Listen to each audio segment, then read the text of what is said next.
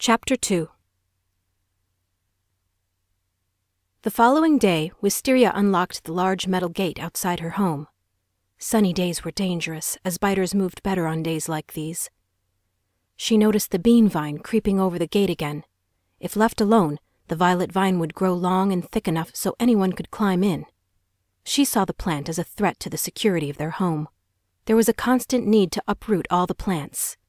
Her mother seemed to love the flowers, and used it to make lotion, perfume, soap, and a variety of other cosmetics. She unlocked their iron door and entered the house. Her small house on Cooper Road was a smattering of mismatched furniture they'd scavenged over the years. "Good evening, Wisteria," her mother greeted as she walked up behind her. Wisteria was surprised her mother was home. When her mother wasn't out patrolling, tracking, or charting the movement of the biters, she was at the town hall giving Major Coles hell. She rarely got in before sunset. "Good afternoon, Mum," she greeted her mother. "Come here." Her mother strolled into the living room, and she seemed unnaturally pleasant. Suspiciously, Wisteria entered the living room and sat down in their overstuffed armchair. A tall, blonde-haired girl with shiny blue eyes walked in and smiled at her. It was Amanda Weiss, a 16-year-old refugee who cleared quarantine last week. "Hi, Amanda," Wisteria greeted her. "I promised Tammy Hubbard you'd take Amanda to the ration center and get her signed up." Wisteria's mother rose and walked out with no please or even a thank you. "I'm glad you made it out of quarantine." Wisteria tried not to sound irritated. All new arrivals went through a week of isolation to see if they were infected. "3 didn't make it out. They were infected," Amanda muttered.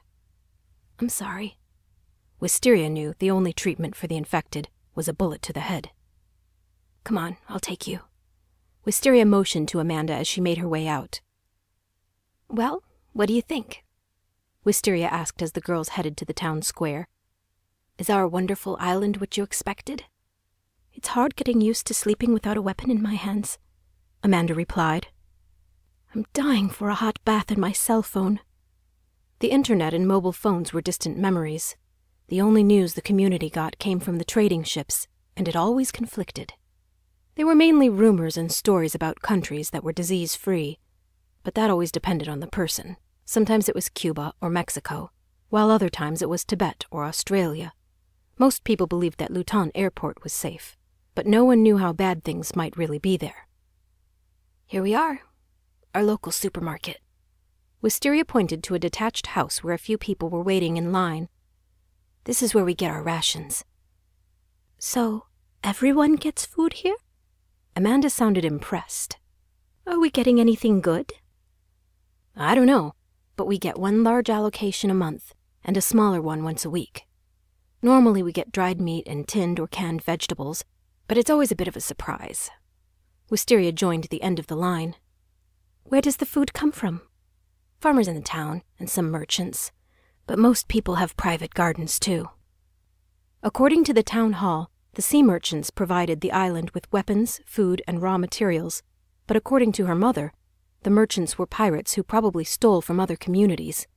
Coles hated dealing with them, but the merchants were the only ones who could provide the materials the scientists needed for their research and pharmaceutical plant. The only people with whom the island could trade the medicine they produced from the plant were the merchants. "I doubt there's going to be chocolate in there?" Amanda smirked. Wisteria shook her head as they walked inside. "Can I get clothes at least?" Amanda was wearing a pair of stained jeans, an old woman's dress, and men's boots. "I don't think what they'll have is any better than what you're wearing." "Wisteria, move, move, move!" Tim Hubbard, a pimply-faced boy from school, yelled at them. "You're the last ones here. Hurry up so we can get home." Like everyone in the Isle of Smythe, Tim had to earn his keep. He and his older brother Gareth did so by working for his mother, who coordinated the rations. So the boys had access to extra food, the best clothes, and alcohol. This made Tim and Gareth an asset to Stephen and his friends. "Hi, Tim," Wisteria greeted. "Here." He dumped a box in front of her and then paused. "Who's this?" Tim smiled at Amanda. "Amanda. She's just arrived. I'm showing her around." Wisteria signed her name on the ration list and started putting the foodstuffs in her backpack. You arrived from Nottingham?" He focused on the new girl. "Does everyone know that?" She turned to Wisteria. "Sadly, there are no secrets here. Hey, Mandy, why don't you just sign here? I'll bring your provisions around to your house tonight," Tim offered. Wisteria mumbled. Tim glanced angrily at Wisteria. Amanda leaned over and whispered into his ear. The boy blushed. "Thank you, Tim." Amanda squeezed his arm. "He said we can go into the back and pick out some clothes." "No one's allowed in the back," Wisteria remarked in surprise. "I am." She winked and walked back outside. Wisteria followed the girl around to the back of the building. They found Tim holding the back door open. "This way?" He stretched out his hand to Amanda and led them to a large room filled with clothes. "Wow, where does all this come from?" Amanda's face lit up. "Sometimes the trackers bring stuff in, but mainly we get it from the merchants," Wisteria commented. "What about you? Your clothes are worse than mine." Amanda noticed the redstone pendant on a braided wool chain that hung around Wisteria's neck. "This looks nice, though. What is it?" "Isn't that the necklace you made for Stephen?" Tim snickered. "Huh?" Amanda asked. Of course, she didn't know what happened. She'd just arrived. She's so in love with Stephen Hindle, and she gave him that necklace for his birthday. "Why do you still have it? He didn't take it from you?" Amanda's eyes widened. Wisteria tucked the necklace into her shirt. She wasn't keen to recount how Stephen's horrified expression transformed into humor when he realized what she was trying to do. She kept the necklace to remind herself. Never trust him, and never trust boys. "I don't need any clothes." Wisteria slipped her hands into her oversized jeans pockets. "Are you sure?" she heard Tim yell out. "We've got some size 24s in here somewhere." "That's not funny. Tim, what's wrong with you?" Amanda shook her head and then turned to the clothes. Over the next hour, Amanda picked out several outfits.